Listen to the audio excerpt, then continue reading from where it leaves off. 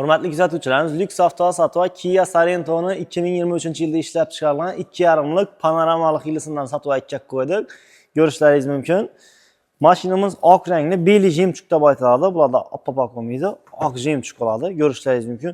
Mashinamiz hali paket holatda turibdi. Salon qismlari 44 ming kilometr yurgan, kraskalar 100% toza. Mashina вообще аккуратно, idealni haydagan. Даже shu salafonlarni ham olmay haydabdilar buni egalari. Ko'rishlaringiz mumkin, puxtadan haydagan ekan mashinamizni. Salon qismlari как zavod turibdi, 44 ming kilometr yurgan, kraskalar 100% toza, hech yerda petno, setno, miatina, kraska joylari yo'q.